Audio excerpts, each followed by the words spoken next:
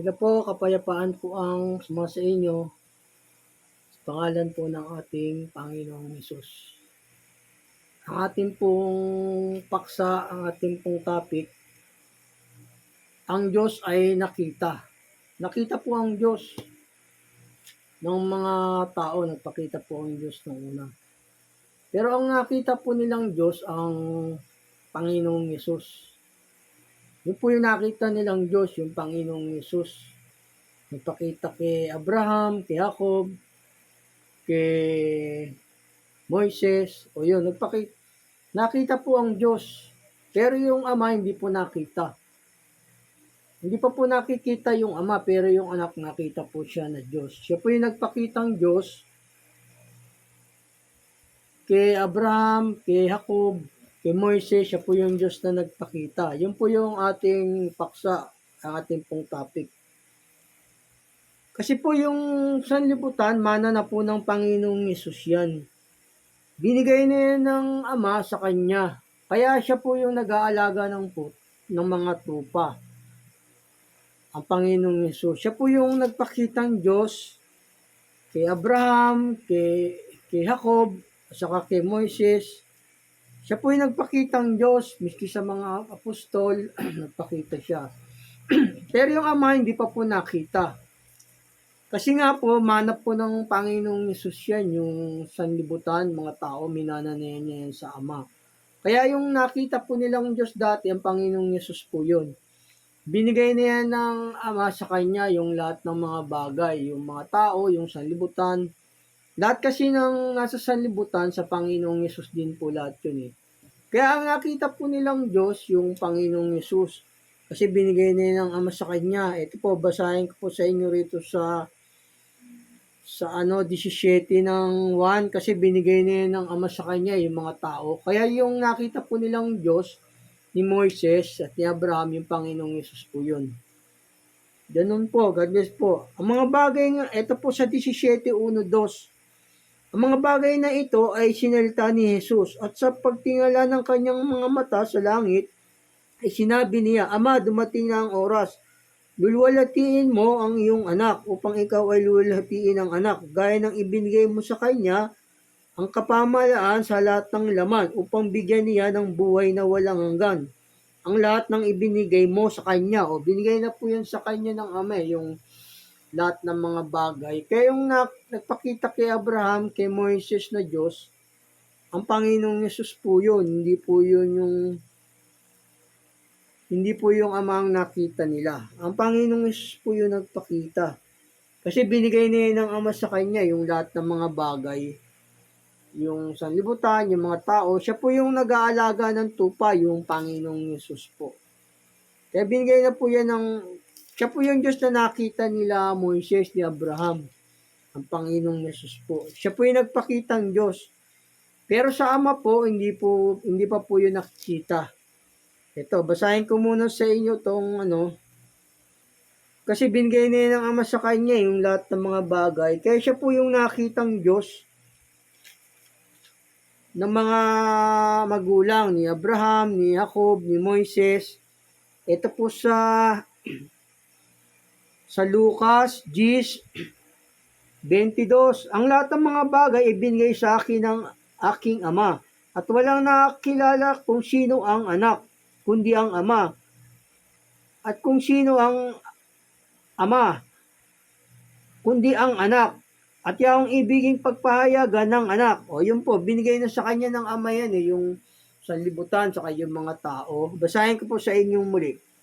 At ang lahat ng mga bagay ay binigay sa akin ng aking Ama. At walang nakakilala kung sino ang anak, kundi ang Ama. At kung sino ang Ama, kundi ang anak. At yung ibiging pagpahayagan ng anak. O, binigay na sa kanya lahat yan yung Ama. Yung mga tao, yung sanlibutan, mana ng Panginoong Hesus yan sa Ama, lahat ng mga bagay. Kaya nagpakitang Diyos sa kanila, ang Panginoong Hesus po yun, hindi po yung Ama. Siya po yung nakita nilang Diyos, kasi mana niya na yan yung mga lahat ng mga bagay. Mana yan ng Panginoong Hesus, yung lahat ng mga bagay. Kaya siya po yung nakita nilang Diyos. O, basahin ko po rito sa inyo sa Kaya siya po yung nagpakitang Diyos kay Moises, kay Abraham, kay Jacob. Ito, basahin ko po sa inyo rito sa mga awit 2:7-8. Aking sasaysayin ang tungkol sa pasya. Sinabi ng Panginoon sa akin, ikaw ay aking anak, sa araw na ito ipinanganak kita. Humingi ka sa akin at ibibigay ko sa iyo ang mga bansa na iyong pinakamana. At ang mga pinakadulong bahagi ng lupa ay yung pinakaari. O yun, binigay na sa kanya ng ama yan yung mga lahat ng mga bagay. Kaya ang nakita po nilang Diyos, yung Panginoong Hesus po yun. Yung nakita po ni Abraham, ni Moises. Siya po yung Diyos na nagpakita sa kanila, hindi po yung ama nagpakita. Kasi po yung ama hindi pa po yun bumababa. Nagpakita po ang Diyos sa mga tao, pero ang Diyos na nakita nila yung anak, yung Panginoong Hesus po. Ito, sabi ni Haring David dito sa mga awit pa rin, 82:8, bumangon ka o Diyos, hatulan mo ang lupa, sapagkat iyong mamanahin ang lahat ng mga bansa. O yun o. Manay ng Panginoong Hesus kasi yan yung mga tao, yung sanlibutan. Kaya siya po yung nakikilala nilang Diyos na may mana. Yun po yung Diyos na nakita nila, yung Diyos na may mana. O basahin ko po sa inyo muli. Bumangon ka o Diyos, hatulan mo ang lupa, sapagkat iyong mamanahin ang lahat ng mga bansa. O yun po, yung Diyos na nagpakita sa kanila, yung Diyos na mayroon pong mana. Ayun po. Yun po yung Diyos na nagpakita kay Abraham, kay Jacob, kay Moises. Mana na ng Panginoong Hesus yan sa Ama, yung lahat ng mga bagay, yung sanlibutan, saka yung mga tao. Kaya siya po yung Diyos na nakita nila Abraham, ni Jacob, saka ni Moises. Kasi nga yung bahay kayamanan, minamana po yan sa mga magulang. Sabi ng banal na kasulatan. Kaya yung nakita nilang Diyos doon, yung Diyos Ama na mayroong mana, yun po yung kinikilala nilang Ama na mayroong mana, yun po yung Diyos na nagpakita kay Abraham, kay Jacob, at saka kay Moises. Ito, basahin ko po sa inyo rito. Yung mga kayamanan kasi, mga pag-aari, minamana yan sa mga magulang, sa ama. Ganun din po, minana na ng Panginoong Hesus yung mga tao sa ama, yung sanlibutan, sa mga tao, binigay na ng ama sa kanya. Siya po yung Diyos na nag-alaga ng mga tupa. Ito, sa may Kawikaan 19:14, bayat mga kayamanan ay minamana sa mga magulang. Ngunit ang mabait na asawa ay galing sa Panginoon. Yun, minamana sa mga magulang, sabi rito. Basahin ko po sa inyo muli. Bayat mga kayamanan ay minamana sa mga magulang. Minamana sa mga magulang yung bayat kayamanan Kaya yung nakilala nilang Diyos, yung nagpakita sa kanilang Diyos, yung Panginoong Hesus po yun, yung Diyos po na mayroong mana. Ayun po, kasi minana na ng Panginoong Hesus yan, yung mga tao, yung bundo, yung sanlibutan, minana ng Panginoong Hesus yun. Kaya ang nakilala nila ritong Diyos, yung nagpakita sa kanilang Diyos, yung Diyos po na mayroong mana, sa may Isaias 63:16-17. Siya po yung kinikilala nilang Ama na Diyos, yung Diyos po na may mana. Ito, basahin ko po sa inyo rito sa Isaias 63:16-17. Ito po yung nakilala nilang Diyos at nagpakitang Diyos, yung Diyos po na mayroong mana. Ito, sa may Isaias 63:16-17. Sapagkat ikaw ay aming ama, bagamat hindi kami kinikilala ni Abraham, at hindi kami kinikilala ng Israel. Ikaw, O Panginoon, ay aming ama, aming manubos, na mula sa walang pasimula ay siya mong pangalan. O yun ang kinikilala nilang Diyos yung Ama, patuloy ko po. Pero ito po yung kilala nilang Diyos na Amang to, yung po yung may manang Diyos, yung kinikilala nilang Ama, yung Diyos na mayroong mana, yung Panginoong Hesus po yung. Patuloy ko po sa inyo. O Panginoon, bakit mo kami iniligaw na iniwalay sa iyong mga daan?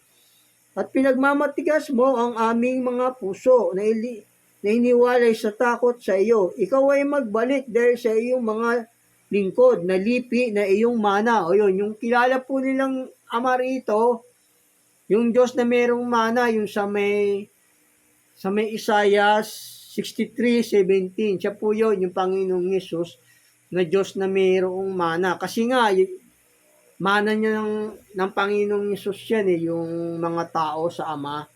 Kaya yung nakilala na nagpakita sa kanilang Diyos, kay Abraham, kay Jacob, kay Moises, yung Panginoong Yesus po yun. Kasi siya po, binigay niya ng Ama sa kanya yung sanlibutan. Nilalang po yung sanlibutan para sa anak, sa Panginoong Yesus. Kaya siya po yung Diyos na nagpakita sa kanila.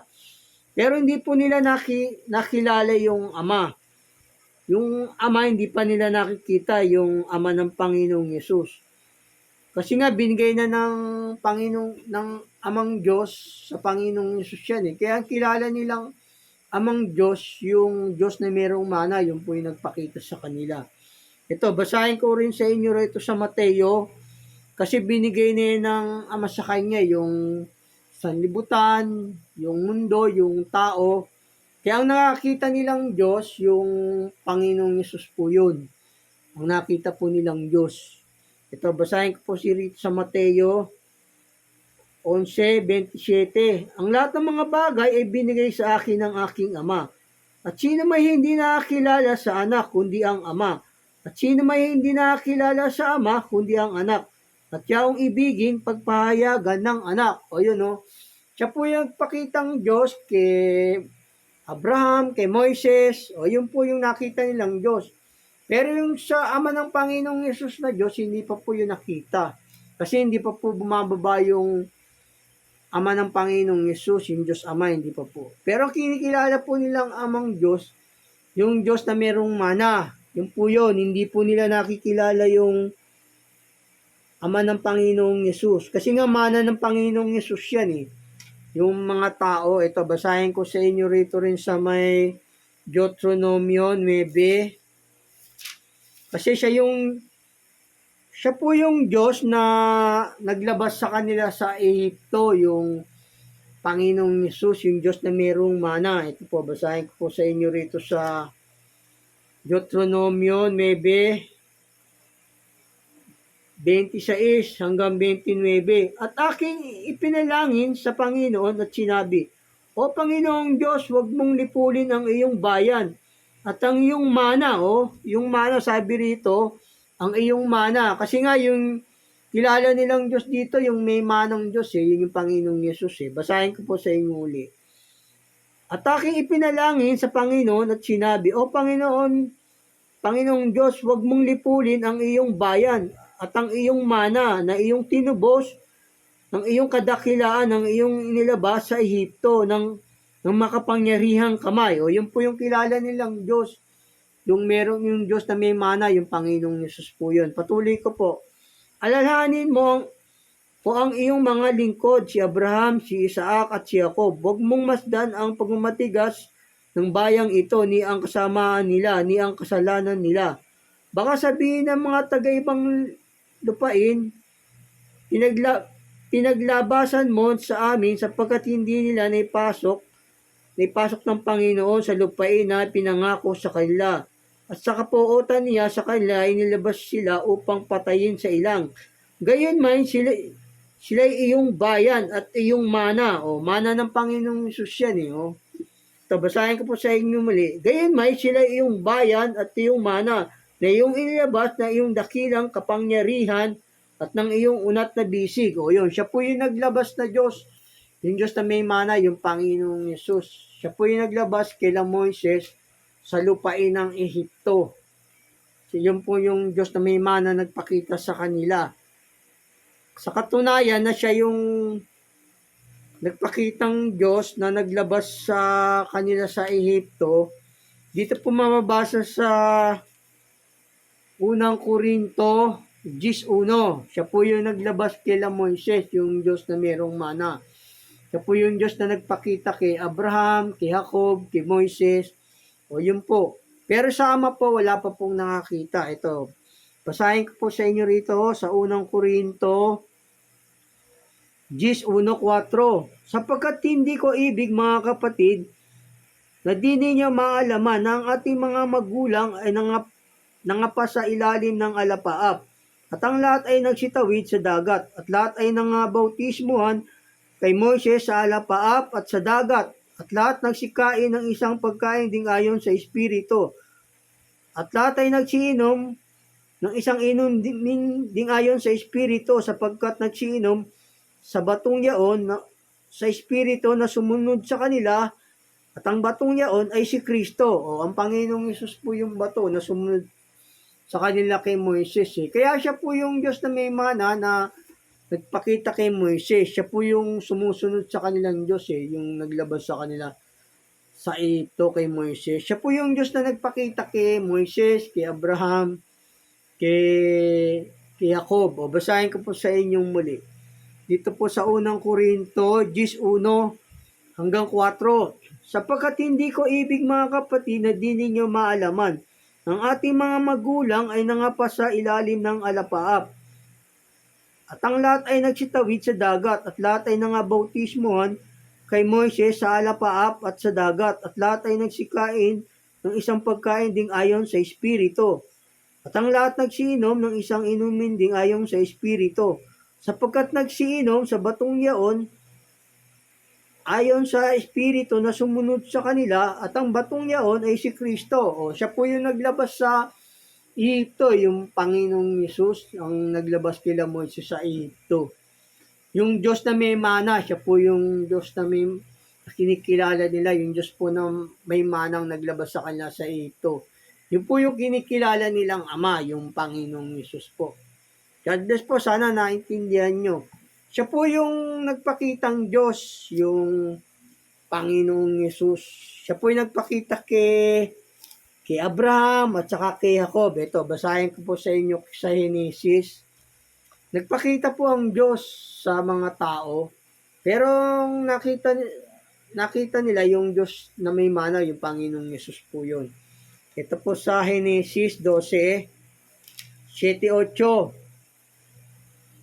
Sa Genesis 12:7 hanggang 8. At nagpakita ang Panginoon kay Abraham. O, nagpakita kay Abraham yung Diyos, sabi rito sa banal na kasulatan. Pero yung Panginoong Yesus po yun. Kasi nga, binigay na ng Ama sa kanya yung mga tao, yung mundo para sa Panginoong Yesus yun. Kaya nagpakita ang Diyos sa kanila, yung Panginoong Yesus po. Ito, basahin ko po sa inyo muli. At napakita ang Panginoon, dito po sa Genesis 12:7. At napakita ang Panginoon kay Abraham at nagsabi sa iyong lahi, ibibigay ko ang lupaing ito. At siya'y nagtayo roon ng isang dambana sa Panginoon na napakita sa kanya. At mula roon ay lumapit siya sa bundok na nasa silangan ng Betel. At doon niya itinayo ang kaniyang tolda na sa kanlunuran ang Betel. At nasa silanganan ng Hay, at siya'y nagtayo roon ng dambana sa Panginoon, at sinambitla ang pangalan ng Panginoon. O yun, nagpakita sa kanya kay Abraham. O yun, siya po yung Diyos na nagpakita, yung Panginoong Hesus. Pero hindi pa po bumababa yung Ama. Siya lang po kasi ang Diyos na bumababa, na nagpakita, yung Panginoong Hesus. Hindi naman po nagpapakita pa yung Ama, saka hindi pa po bumababa. Kaya ang nakita po nilang Diyos doon, yung Panginoong Hesus. Ito, basahin ko rin po sa inyo rito sa may Genesis 18:1. At nagpakita ang Panginoon sa kanya sa mga punong ensina ni Mamre, habang siya ay nakaupo sa pintuan ng tolda sa kainitan ng araw. O yun, nagpakita ang Panginoon kay Abraham. Basahin ko po sa inyong muli rito sa 18:1 po ng Genesis.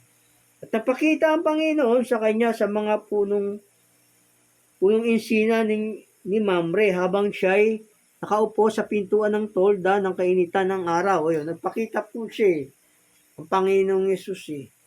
Yun po, siya po yung Diyos na nagpakita kay Abraham, kay Jacob, kay Moises. Ito po, basahin ko rin po rito sa inyo. Siya po yung Diyos na nakita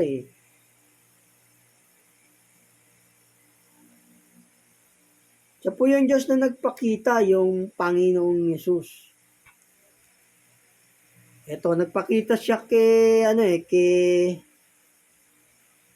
kay Jacob din dito sa 30, nagpakita siya. Kaya nga siya nga yung nakipagbunong Diyos eh.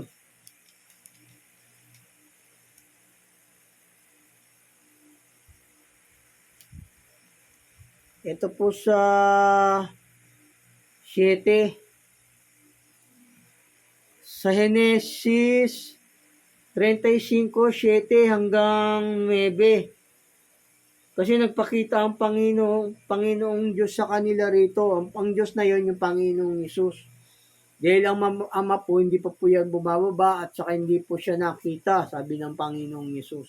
Kaya ang Diyos na nakita po nila, ang Panginoong Hesus po yun, nagpakita kay Abraham, kay Jacob, kay Moises. Ito po sa Genesis 35:7 hanggang 9. At siya nagtayo roon ng isang dambana at tinawag niya ang dakong niyo na El Betel, sapagkat ang Diyos ay nagpakita sa kanya roon, nagpakita kay Jacob. Nang siya ay tumakas sa harap ng kanyang kapatid, at namatay si Deborah na yaya ni Rebecca at inilibing sa paanan ng Betel, sa ilalim ng ensina, at ang pangalan ay tinawag na Alon, bakot. At ang Diyos ay nagpakita uli kay Jacob nang siya ay nanggaling sa Padam Aram at siya ay pinagpala. Nagpakita kay Jacob yung Diyos sabi sa banal na kasulatan sa kay Abraham, kay Moises.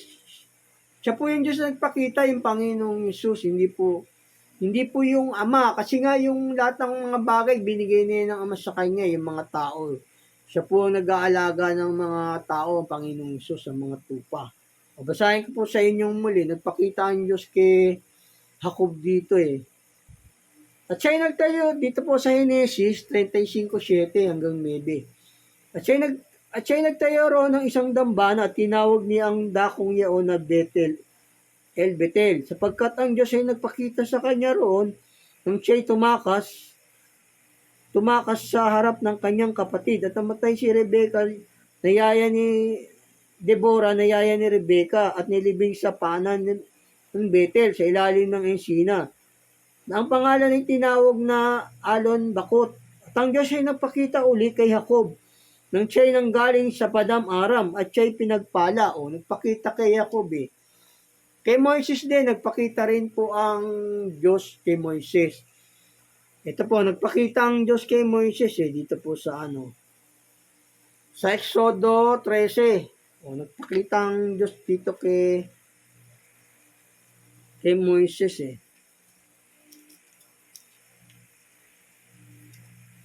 Siya po yung Diyos na nagpakita kay Abraham, kay Isaac, kay Moises. Ang nagpakitang Diyos, yung Panginoong Hesus po yun. Siya po yung nagpakitang Diyos sa kanila. Ito po, nagpakita kay Moises po yung Diyos ang Diyos na nakita nila, yung Panginoong Hesus po yun. Ito po sa Exodo 3:16. Yumaon ka at tipunin mo ang mga matanda sa Israel at sabihin mo sa kanila, ang Panginoon, ang Diyos ng inyong mga magulang, ang Diyos ni Abraham, ni Isaac at ni Jacob, ay napakita sa akin ng nagsasabi, tunay na kayo aking dinalaw at aking nakita ang ginawa sa inyo sa Ehipto. Nagpakita sa kanya kay Moises yung Diyos Basahin ko po sa inyong muli. Yumaon ka at tipunin mo ang mga matanda sa Israel at sabihin mo sa kanila, ang Panginoon, ang Diyos ng inyong mga magulang, ang Diyos ni Abraham, ni Isaac at ni Jacob ay napakita sa akin na nagsasabi, tunay na kayo aking dinalaw at aking nakita ang ginawa sa inyo sa Ehipto. Nagpakita po sa kanya kay Moises. Ito po, meron din po ritong mababasa sa Bilang 14. Nagpakita rin dito kay Balaam yung Diyos yung kay Moises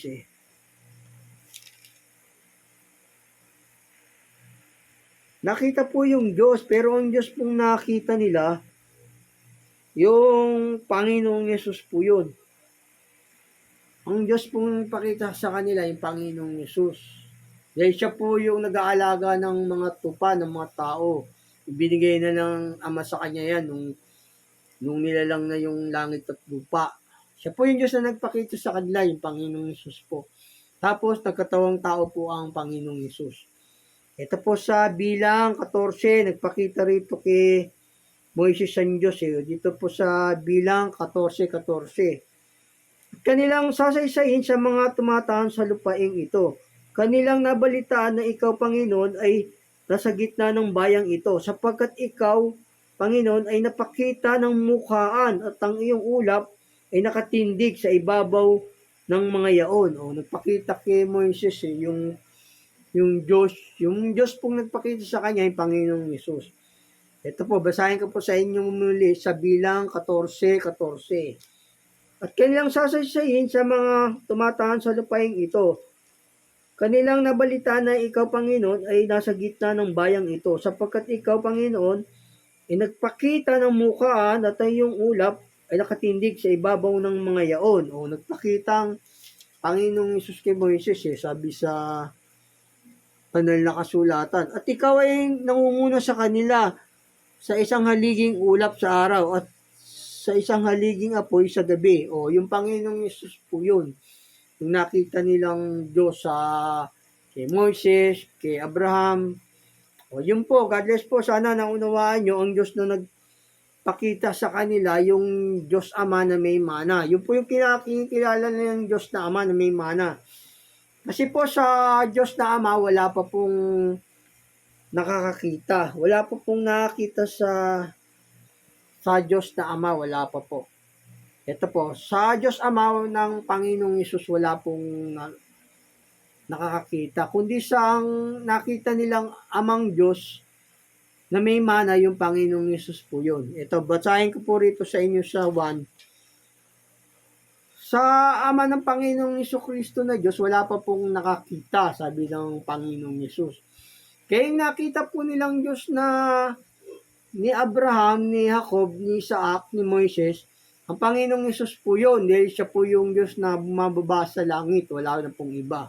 Saka yung tinig ng Ama, hindi pa po naririnig ng mga tao. Hindi po narinig ng mga tao nung una. Hindi pa po sabi ng Panginoong Hesus. Ito po, basahin ko sa inyo.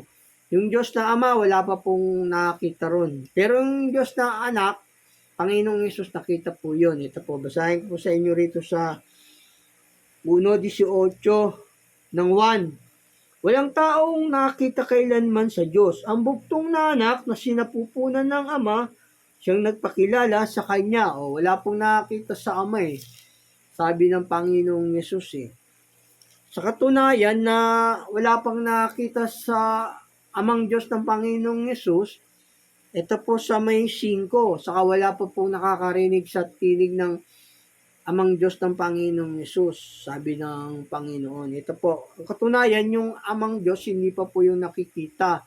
Kundi ang nakita nilang Amang Diyos, yung Diyos na merong mana, yung Panginoong Hesus po yun. Ito, basahin ko po sa inyo rito sa 1:5-37 po.